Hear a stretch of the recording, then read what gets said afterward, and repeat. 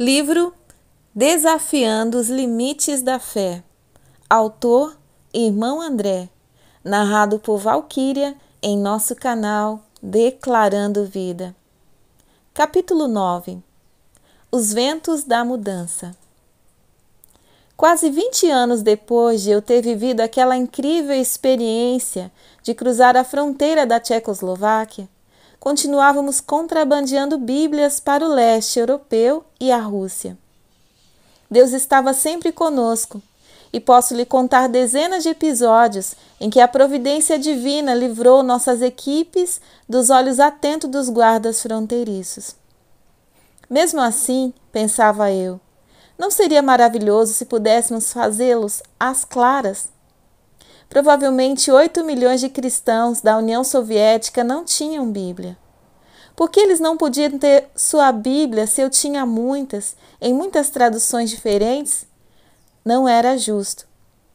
Ó Deus, dá-me uma ideia, pedi. E enquanto orava, vi caminhões e mais caminhões de Bíblias seguindo para a União Soviética. Os guardas da fronteira tentavam nos parar, mas dizíamos: vimos em nome de Jesus, vocês não podem nos deter. Deus estava me dando uma imagem, uma visão daquilo que Ele faria. Senti-me tão seguro disso que o anunciei certo dia num sermão que fiz na Holanda. André, como é que você pode dizer uma coisa dessa? Responderam-me depois meus colegas. Estavam irritados por eu ter feito esse tipo de afirmação publicamente.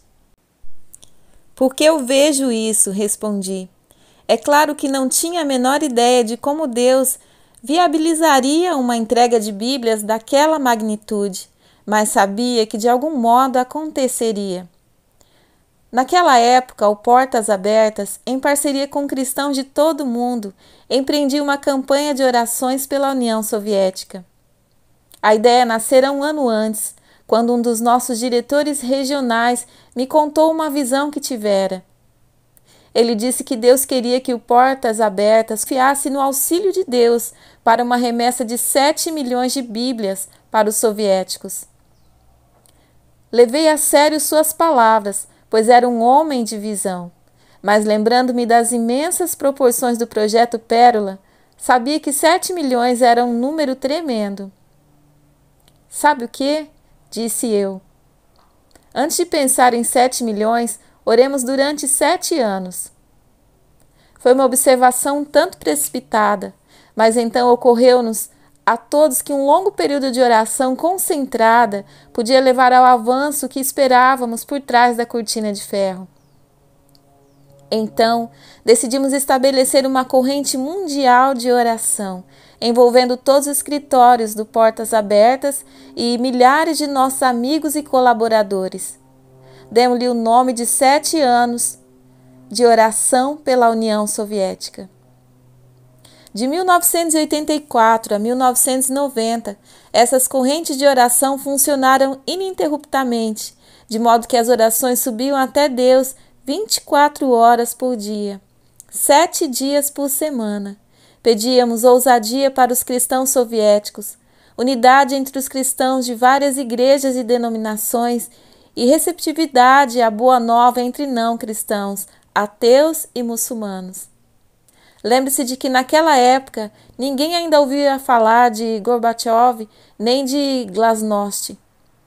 Persistia a Guerra Fria. Leonid Brezhnev tinha acabado de morrer e em 1983 e 1984 lhe sucederam Yuri Andropov e Konstantin Chernenko. Ninguém sabia o que esperar. Naqueles 7 anos de oração tudo mudou. Apenas 2 anos após o início da campanha já se evidenciava na União Soviética uma grande convulsão. Parecia que de repente sopravam os ventos da mudança. Mikhail Gorbachev subiu ao poder e estabeleceu uma política mais tolerante em relação às ideias ocidentais, incluindo o cristianismo. Palavras jamais ouvidas antes, como perestroika e glasnost, tornaram-se familiares. Quem poderia sonhar que mudanças tão radicais aconteceriam em tão poucos anos? É claro que ainda havia um longo caminho até que ocorressem mudanças reais. Praticamente todas as leis antirreligiosas baixadas por Stalin permaneciam em vigor, e era quase impossível comprar, vender ou distribuir livremente as escrituras. Muitos cristãos continuavam a sofrer nas prisões soviéticas. Mas eu lembrava que sempre que os cristãos começam a orar de forma concentrada por alguma coisa, entramos numa verdadeira batalha espiritual. O inimigo intensifica seus esforços para nos derrotar. E creia-me, sofremos muitos ataques durante esses 7 anos. Por exemplo, em 1986, as polícias secretas soviética e alemã oriental, KGB e Stasi, prepararam um plano quinquenal para infiltrar agentes em diversas organizações cristãs, incluindo Portas Abertas, que, nas palavras deles, agiam sob um disfarce religioso para minar as nações socialistas. O plano foi assinado pelo chefe da KGB, Viktor Cheshybrikov, e pelo chefe da Stasi, Erich Mielke. Sua meta, segundo o plano, era desmascarar o caráter subversivo das organizações e, imagino, ligá-las às atividades dos serviços de informações dos países da OTAN. É claro que não fazíamos nada disso, e nas nossas pequenas equipes holandesa e europeia, que não só oravam e adoravam, mas também trabalhavam juntas, estou certo de que não havia comunistas infiltrados. Aliás, só tomamos conhecimento da trama anos depois, mas isso certamente serviu para nos lembrar das forças das trevas que tínhamos de enfrentar. Durante todo o início e meados dos anos 80, porém, sofremos claros reveses nas nossas operações de contrabando. Várias das nossas equipes de mensageiros foram presas e suas bíblias confiscadas. Certa equipe, um casal, planejaram uma viagem de 3 semanas a Kiev e Moscou. Seu carro rebocava um trailer com uma carga considerável de bíblias, escondidas em compartimentos especiais. A época da viagem revelou-se decisiva, junho de 1986, só 2 meses depois do desastre nuclear de Chernobyl. Por causa do acidente, praticamente todos os turistas europeus que iam para a Rússia haviam cancelado suas viagens. Assim, quando o casal chegou ao posto fronteiriço de Uzhgorod, perceberam que eram os únicos a cruzar naquele dia. Os funcionários do posto, não tendo nada mais para fazer, decidiram interrogar o casal demoradamente, fazendo uma minuciosa revista no carro e no trailer. Depois de 4 horas de espera e interrogatório, o par foi de repente chamado ao carro. Ali, outro funcionário de semblante severo lhes mostrou um orifício de cerca de 4 centímetros que ele havia perfurado no soalho do veículo. Quando retirou a broca, viu restos de papel Bíblia. Ou vocês cooperam e se ajudam abrindo o compartimento, exigiu o guarda, ou iremos arrombá-lo. A contragosto, o marido abriu. Os policiais, com ar de triunfo, se reuniram para observar a revelação de toda a carga de escrituras. Mas espera. Logo chegaram várias pessoas com equipamentos de vídeo. O casal foi forçado a refazer sua chegada à fronteira para as câmeras. Depois dessa humilhante provação, foram levados a um hotel próximo por agentes da KGB. Mas antes de vocês irem para o quarto, disse o agente encarregado, vamos conversar um pouco. Seguiu-se um duro interrogatório de 2 horas. Felizmente o casal fora instruído minuciosamente e cada qual contou a mesma história de fachada. Basicamente, uma descrição geral dos seus planos de férias que incluiu alguns testemunhos cristãos. O agente se negou a acreditar e aconselhou-os a inventar uma história melhor quando ele voltasse na manhã seguinte. Os dois tiveram dificuldades para dormir à noite, como o leitor pode imaginar. Oraram a Deus pedindo orientação e proteção, mas principalmente se viram frustrados, decepcionados, inseguros e temerosos. Por que isso havia acontecido? E todas as orações que os outros haviam feito pela segurança deles. Será que não fizeram nenhuma diferença? No domingo continuaram os estafantes interrogatórios. Não houve violência nem força física, e o Senhor lhes concedeu a graça e a força para não divulgar nomes e detalhes do Portas Abertas, nem as pessoas que pretendiam encontrar. Mais tarde, ao mesmo dia, foram enviados de volta ao quarto de hotel, desanimados e exaustos.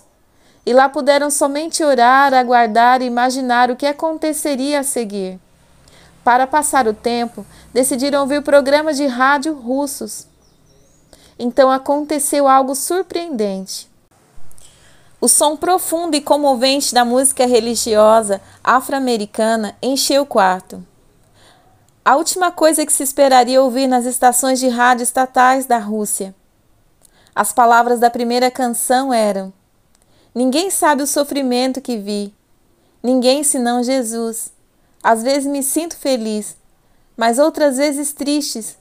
Ninguém senão Jesus o sabe.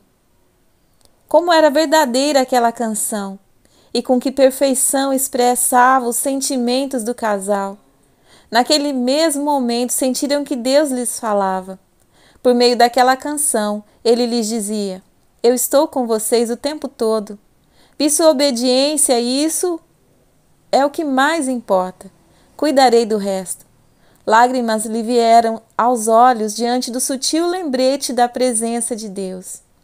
Daquele momento em diante, cresceu sua confiança e sua coragem. Na manhã de segunda-feira, enquanto aguardavam no quarto alguma instrução dos agentes, cantaram e adoraram o Senhor por 1h30. Depois do almoço, um jornalista do Diário da Juventude Comunista, Komsomolskoye Pravda, veio entrevistá-los, talvez para obter mais informações, ou mais provavelmente para usar a experiência do casal para fins de propaganda. Sua primeira pergunta: qual a maior necessidade da juventude holandesa? O marido refletiu um instante, depois soube exatamente o que responder. A necessidade da juventude holandesa é exatamente a mesma da juventude russa, disse. Ambas precisam de Jesus Cristo. Durante todo o resto da entrevista, os dois responderam às perguntas com seu testemunho e a mensagem do Evangelho. Às 4h30 foram levados de volta ao posto fronteiriço, onde se viram diante de um tribunal composto de numerosos policiais. Os guardas lhes disseram que o carro, o trailer e todos os livros haviam sido confiscados e que eles tinham exatamente 1 hora para arrumar seus pertences pessoais.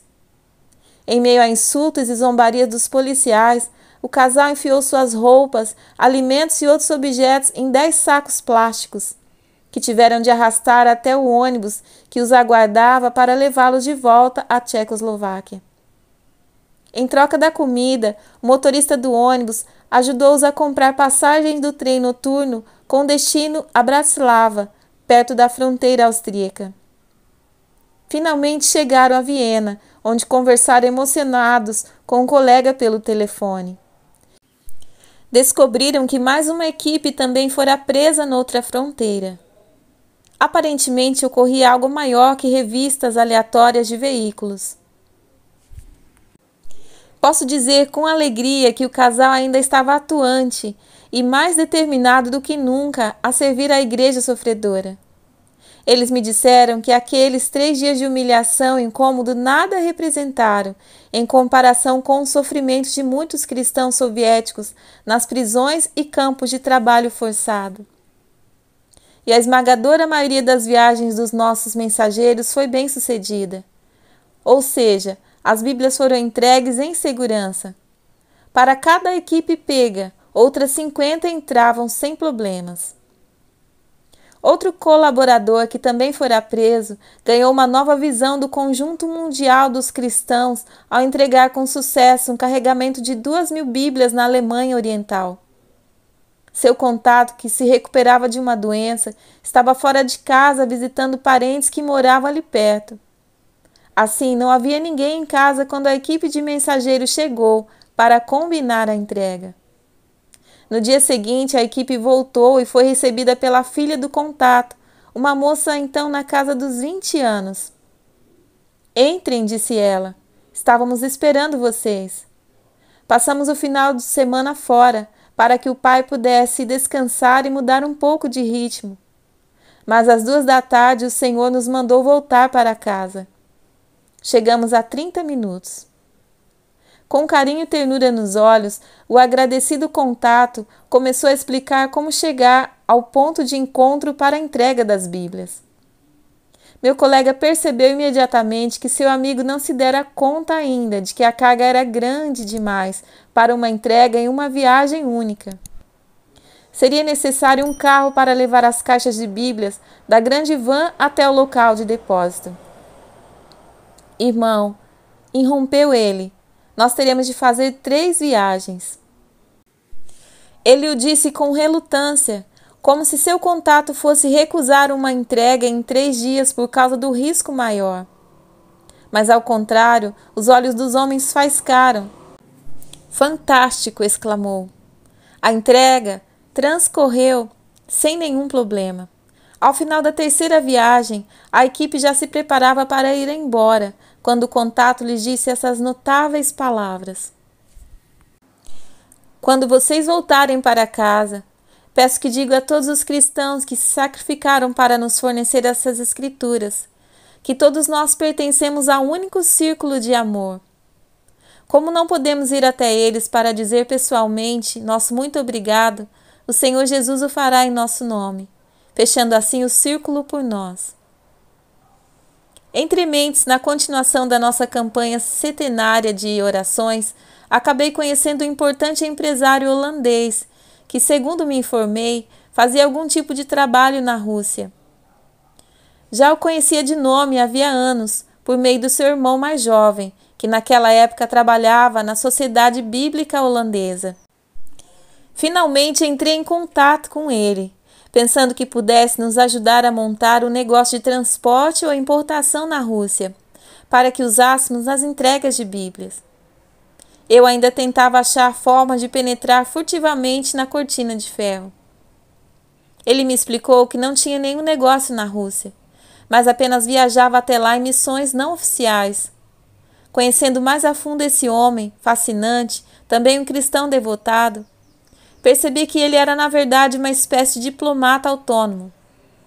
Ao longo dos anos, desenvolvera relacionamentos com líderes e ex-líderes de muitos países, embaixadores, generais, parlamentares, membros de gabinetes, presidentes e primeiros ministros. E por que eu fazia? Porque, como cristão, queria usar sua influência para ajudar a resolver problemas mundiais e solucionar conflitos por meio de negociação pacífica nos bastidores. Ele sabia como reunir informalmente as pessoas em local neutro, possibilitando a discussão rápida e sincera das questões, tornando assim a retórica e a burocracia da política oficial. Gostei bastante do estilo do homem, pois eu também prefiro trabalhar nos bastidores. Interesso-me muito mais em exercer influência do que em levar a fama. Certo dia, no início de 1987, ele me convidou para visitá-lo na sua propriedade perto do litoral, na Holanda. Desejava conversar comigo sobre um pedido intrigante que recebera do Conselho Europeu de Segurança. Queriam que ele preparasse uma conferência sobre direitos humanos entre a União Soviética e os Estados Unidos. O grupo seria uma organização não governamental, ou seja, todos os participantes agiriam somente como cidadãos comuns e não como representantes oficiais dos seus países. O tom da conferência seria pacífico e a publicidade se restringiria ao mínimo. Os soviéticos estão sugerindo uma conferência em que os países possam discutir problemas presentes e futuros, contou-me. Mais tarde percebi que estávamos antecipando a ruptura da cortina de ferro, quando sequer se cogitava tal possibilidade. que quero saber, André, é se você e o Portas Abertas se disporiam a organizá-la. Mal pude acreditar no que ouvia. O que você quer dizer com organizá-la? Bom, disse ele, estou pedindo essencialmente que você cuide de tudo, exceto a escolha dos delegados e do planejamento do programa.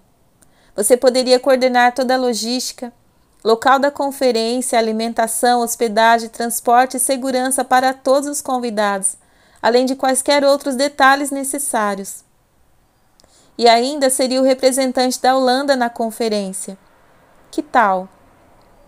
Nem sabia o que dizer, mas como jamais digo não a uma oportunidade extraordinária, fui ter com Johan e outro colega, Evert, contando-lhes a reunião que tivera. Provavelmente jamais saberei o que realmente passou pela cabeça dos dois quando lhes pedi que montassem uma proposta. Mas se pensaram algo como, não, lá vamos nós de novo, André. Não o disseram. Poucas semanas depois, nós três voltamos à casa desse meu amigo para apresentar-lhe a proposta. Mas não apresentamos a ele somente, pois diversos funcionários soviéticos de primeiro escalão estavam também presentes. Posso dizer ao leitor que durante toda a reunião, milhões de ideias e sentimentos cruzaram minha mente. Lá estávamos nós, 3 renegados contrabandistas de Bíblias, jantando com líderes do Partido Comunista e planejando juntos uma conferência. Evert e Johan fizeram uma apresentação irretocável e deixaram a todos com uma boa impressão. Assim fomos aprovados como organizadores da conferência. Evert assumiu praticamente toda a responsabilidade pela logística do evento. Que tarefa monumental ele tinha pela frente!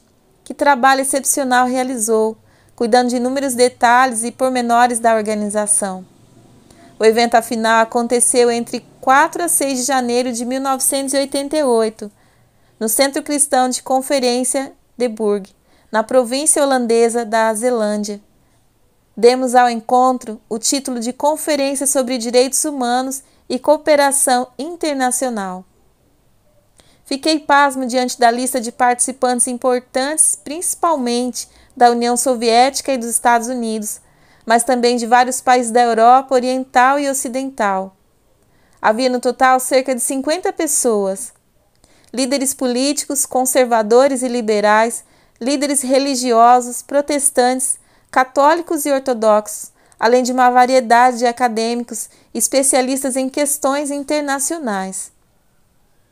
Entre os delegados especialmente notáveis estavam Rosalind Carter, esposa do ex-presidente americano, a senhora Gisker de Stalin, esposa do ex-presidente da França, Fyodor Burlatsky, presidente da Comissão Soviética para Problemas Humanitários e Direitos Humanos e íntimo conselheiro de Mikhail Gorbachev, Alexander Sukhaver, ministro da Justiça da República Russa, Landrum Boling, presidente do Instituto Ecumênico de Jerusalém, Patrick Cormack, membro do Parlamento Britânico, Theodore Hesburgh, presidente emérito da Universidade de Notre Dame, de Indiana, teólogo americano Richard Neuhans, e vários parlamentares e ex-parlamentares do governo americano. Eu estava mais interessado na delegação soviética, é claro, pois eles tinham o poder de influenciar as políticas correntes quanto aos direitos dos cristãos russos de adorar livremente e obter Bíblias. Pensando especialmente nessas pessoas, espalhei mesas por todo o centro de conferência, com pilhas de Bíblias e livros cristãos gratuitos. Inclusive o contrabandista de Deus. Queria que eles levassem consigo muitos livros, o que eles de fato fizeram. A certa altura, um membro da KGB que estava examinando a mesa de livros pediu-me que eu autografasse um exemplar de Building in Broken World, meu livro sobre liderança. Com o maior prazer, respondi, sacando já a caneta. E se o senhor quiser, acrescentei com um sorriso, posso também autografar meu livro, O Contrabandista de Deus. Não é necessário, disse ele ironicamente. Todos temos esse livro nas nossas estantes em Moscou.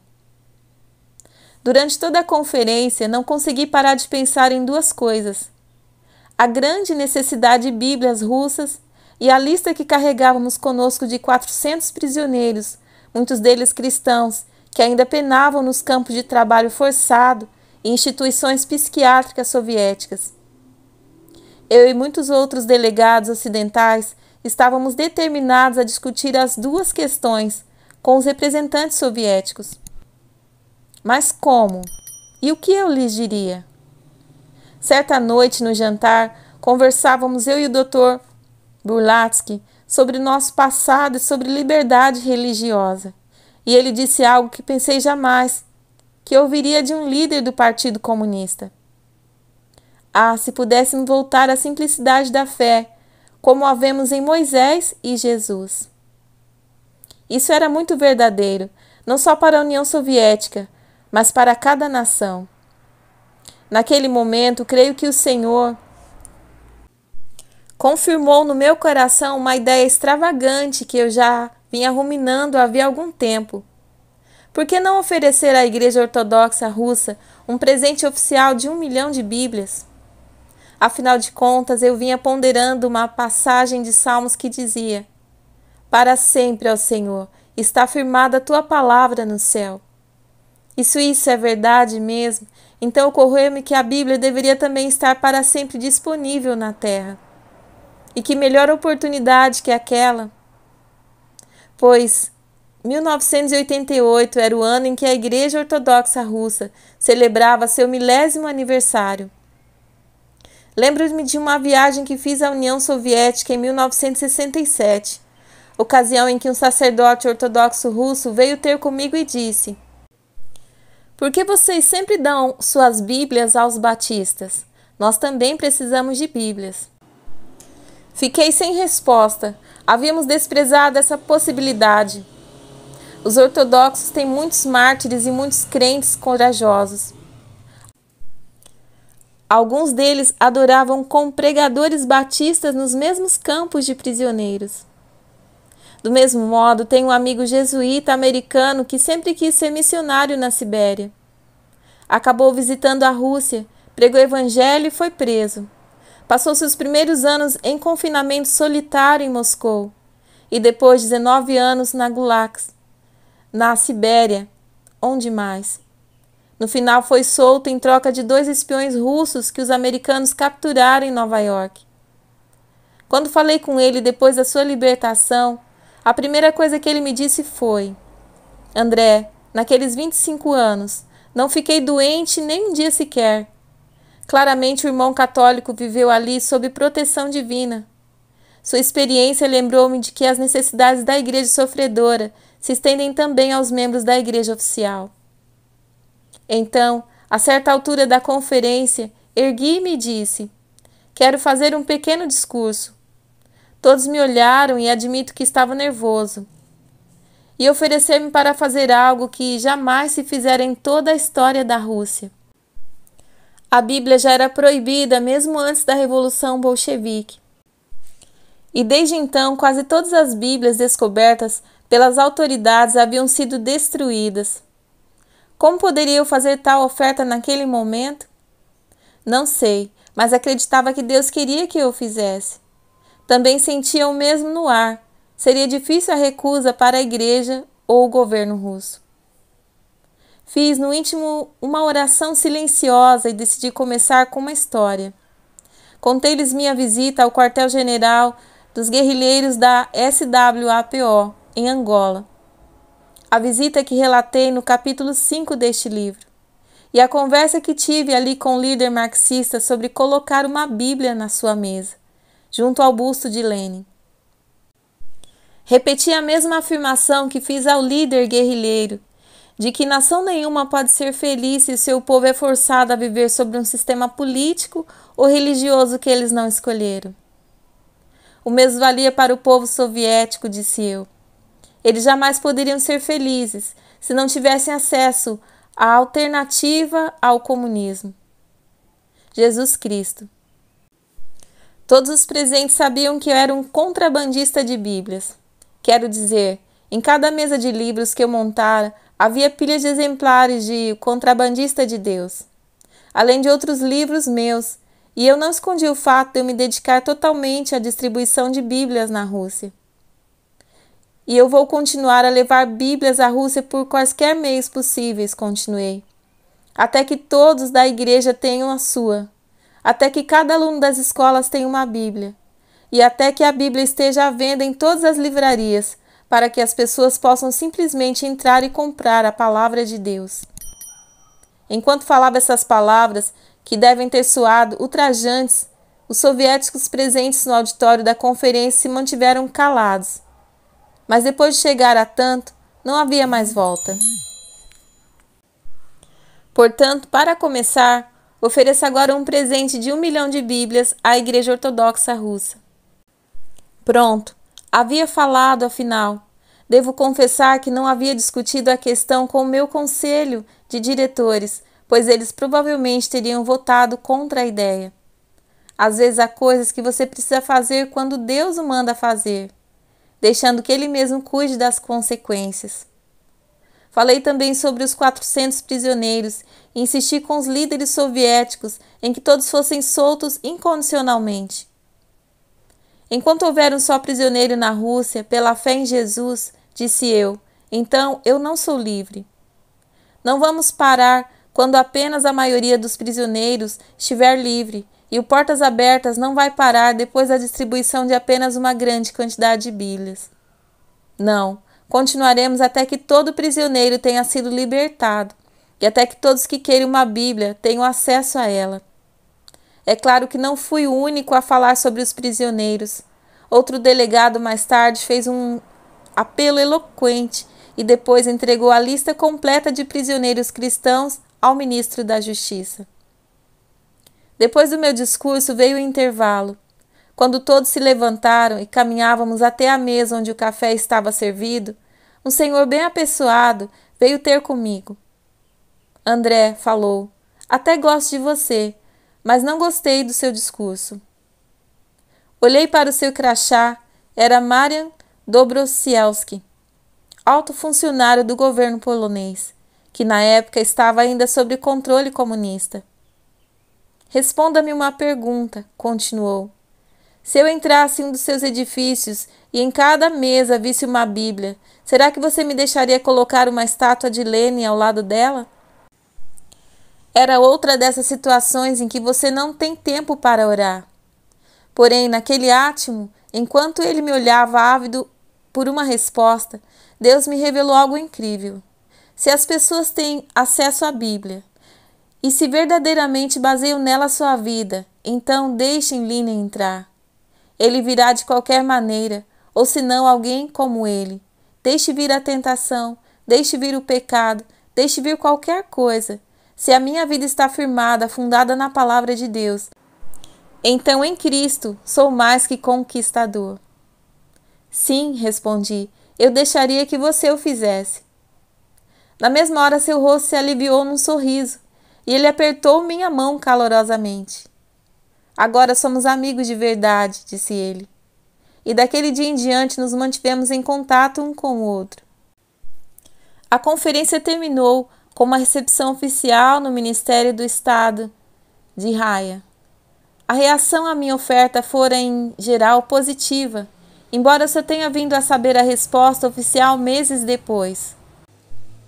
O metropolita Juvenali, encarregado das questões estrangeiras da Igreja Ortodoxa Russa, anunciou uma declaração hesitante. É impossível importar Bíblias que nos sejam oferecidas por diversas igrejas. Burlatsky, porém, aplaudiu a oferta.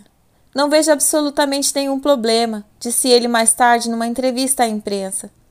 A Bíblia não é somente um livro religioso, mas uma obra de um grande valor cultural e moral. Eu mesmo tenho uma Bíblia em casa. Até um general da KGB chamado Andrei Grachev veio ter comigo quando nos despedíamos, apertou minha mão e disse: André, você é muito bem-vindo com seu 1 milhão de Bíblias, mas por favor, não faça tudo isso numa só noite como na China. Não se preocupe, Andrei. disse eu rindo. Não vou fazer assim. De certa forma, eu esperava que meu pessoal e o conselho de diretores do Portas Abertas balançassem a cabeça depois de ouvir minha oferta de 1 milhão de Bíblias à Igreja Russa, especialmente por tê-la feito sem primeiro consultá-los. Mas eles me perdoaram e deram seu sincero apoio à ideia. Precisávamos apenas esperar a resposta da igreja. Ela veio na forma de um pedido dos líderes da igreja. Ele pediu que eu lhes repetisse a oferta por escrito. Depois acrescentou, com certo constrangimento: em vez de nos ofertar Bíblias completas, será que os senhores não mudariam sua oferta para Novos Testamentos com Salmos? A maioria de nós não saberia lidar com o Antigo Testamento. Então enviei uma carta oficial ao patriarca Pinen, o líder espiritual de toda a Igreja Ortodoxa Russa. A carta trazia estes trechos: a histórica celebração neste ano do milênio do cristianismo na Rússia é um marco importante na história mundial do cristianismo. Como membros da Igreja Única em Cristo, sabemos que o fator unificador da nossa fé se encontra nas páginas da Palavra de Deus, a Bíblia Sagrada.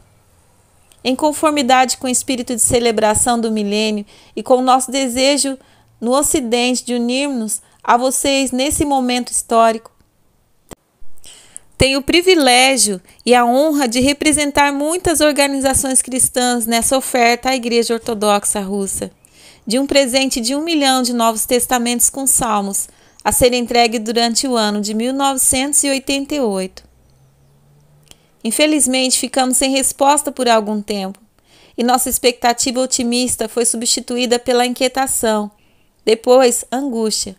Passaram 2, 3, 4 meses. Será que afinal não iriam aceitar a oferta? Ou será que meu pedido acabara mergulhado num mar de burocracia socialista?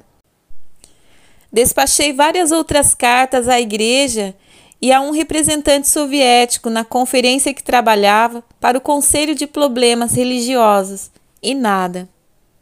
Em meados de julho, finalmente chegou uma carta ao meu escritório, assinada pelo metropolita Filaret, presidente do Departamento de Relações Exteriores da Igreja Ortodoxa Russa. Foi com grande gratidão que recebemos sua oferta. Gostaríamos de agradecer-lhe sinceramente a pródiga expressão de amor cristão e consideramos um agradável dever informá-lo de que concordamos em aceitar a edição das Sagradas Escrituras que nos foi oferecida. Com cordiais saudações no Senhor e os melhores votos de bom progresso nos seus esforços. Que momento de regozijo não vivemos naquele dia?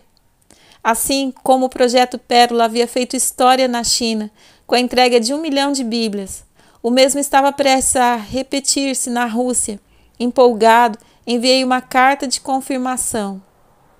Muito me alegra ao saber que vocês decidiram cooperar com os cristãos ocidentais na distribuição dessas escrituras entre os crentes ortodoxos russos da União Soviética.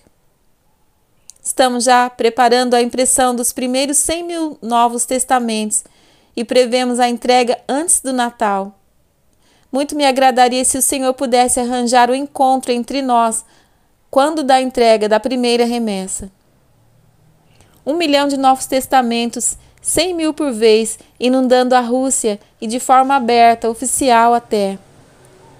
Quem poderia imaginar tal coisa? Mas então lembrei-me da visão que Deus havia me dado. A imagem de caminhões carregados de escrituras, atravessando livremente as fronteiras soviéticas. Nenhum ano ainda havia decorrido depois da visão, e ela já se tornava realidade. 8º passo. Seja parte de uma presença permanente onde quer que esteja. Em O Contrabandista de Deus, narrei a visita que fiz a uma vila minúscula e remota na antiga Iugoslávia. Ao lado de um bom amigo que falava o idioma local, seguimos no meu Volkswagen, vendo a estrada passar de asfalto a terra, de terra a um par de sulcos no capim e, finalmente, dos sulcos a um campo recém-arado. Então descemos e caminhamos pelos campos até alcançar a pequena comunidade de Nozaki. Ali, naquela vila, Em pleno fim do mundo, encontramos a casa de uma mulher velha e pobre, Ana. Na fachada caiada da casa, ela havia pintado duas palavras em grandes letras pretas: Molit Vendôme, casa de oração. A frase provinha originalmente de Isaías 56:7 e era citada por Jesus em Mateus 21:13. A minha casa será chamada casa de oração. Ana supera o estágio de ser conhecida como cristã. Firmara um local onde os crentes podiam se encontrar e orar. É disso que trata o 8º passo: deitar raízes, fundando uma base permanente de operações. Nos meus tempos de andanças pelo leste europeu, quando entrava numa cidade e perguntava onde ficava a igreja, as pessoas geralmente davam de ombros, dizendo que não sabiam. Mas eu perguntava: onde fica a casa de oração? Então dizia: ah, sim, vá por ali. Quando nos tornamos conhecidos numa região, como testemunhas cristãs, e vivemos nossa fé de modo genuíno e ativo, o resultado é a reunião com crentes do local. Não estou falando de estruturas físicas nem desenvolvimento de programas, mas de um lugar que é conhecido como a casa do Senhor. Pode não passar de uma sala, na sala de uma família, mas é um lugar onde as pessoas se encontram em nome de Jesus Cristo. Qual é a chave desse passo de permanência? Cristãos que se dispõem a ir a um lugar ao qual Deus os chama e a permanecer ali. É claro que apoio todas as estupendas oportunidades que as pessoas têm de sair em missões curtas, especialmente os jovens. Isso lhes proporciona uma grande experiência e uma amostra do que é a evangelização intercultural. Só que assim eles voltam para casa sem conhecer o idioma e a cultura por dentro. Temo que, enfatizando excessivamente os ministérios de curto prazo, criemos uma atitude imediatista em relação às missões. É grande demais o número de grupos que fizeram pouco da vocação missionária. Deus quer toda a nossa vida. Há um preço a pagar. Isso implica mais que visitar um lugar temporariamente para executar ali um projeto ou patrocinar uma grande campanha. Deus quer pessoas que o sirvam de modo duradouro. Novamente volto a José, no livro de Gênesis. Ao chegar ao Egito, depois de vendido como escravo, creio que nem pensava em jamais voltar para casa. De algum modo, ele sabia que viveria naquela terra estrangeira pelo resto da vida. Por que ele não tentou fugir e voltar para a sua família? Porque acreditava que Deus o levara ao Egito com um propósito em mente. Percebemos isso mais tarde, quando em Gênesis 45:5, ele diz aos seus irmãos: para a conservação da vida, Deus me enviou adiante de vós. Portanto, em vez de fugir, José aceitou o lugar onde Deus o havia colocado. Instalou-se no Egito e ali avançou rumo ao 8º passo, o estágio permanente de evangelização. Como consequência do seu compromisso de ficar, José de fato preservou a vida. Deus estava com ele e o abençoou. Tanto ele acabou se tornando o segundo homem mais poderoso do Egito. Por meio da sábia administração dos estoques de alimentos, durante uma seca, ele salvou muitas vidas e mais tarde salvaria sua própria família da fome. Mas isso jamais aconteceria, não houvesse ele permanecido no Egito. Ficar num lugar por causa do reino pode significar coisas diferentes para pessoas diferentes. Para um missionário, geralmente, significa viver e estabelecer residência num país estrangeiro. Mas pense nos últimos movimentos de refugiados pelo mundo, da Bósnia, de Cuba, do Haiti, da China, ou em nações inteiras que não têm país, como palestinos e curdos. Os refugiados geralmente não olham para trás. Eles estão concentrados demais em sobreviver e começar uma nova vida. Porém, imploro aos cristãos dentre esses povos que pensem em treinar-se, equipar-se para voltar aos seus países natais como servos de Jesus. Ou pense nos milhões de cristãos que viveram num regime comunista opressor durante muitos anos e hoje têm a liberdade de emigrar para o Ocidente se quiserem.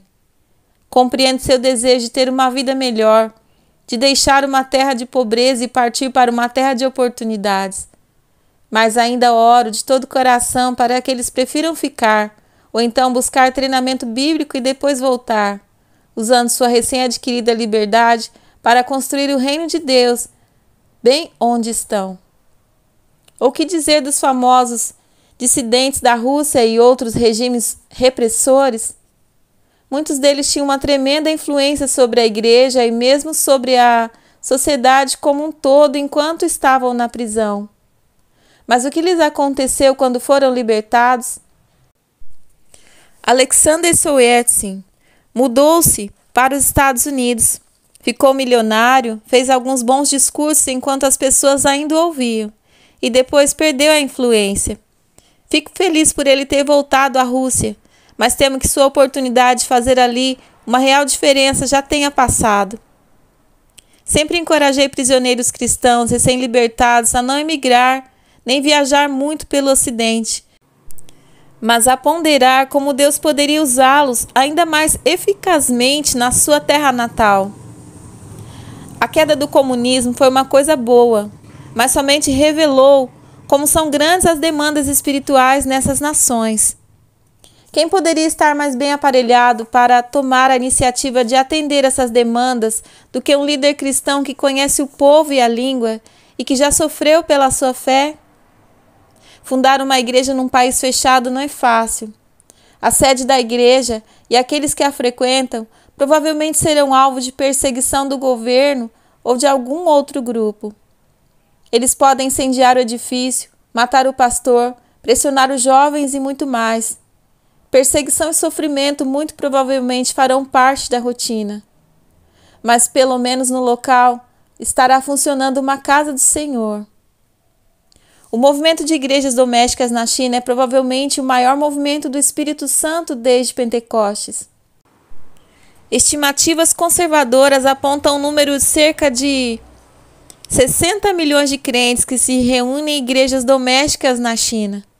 Todo esse crescimento aconteceu durante e após a Revolução Cultural de Mao.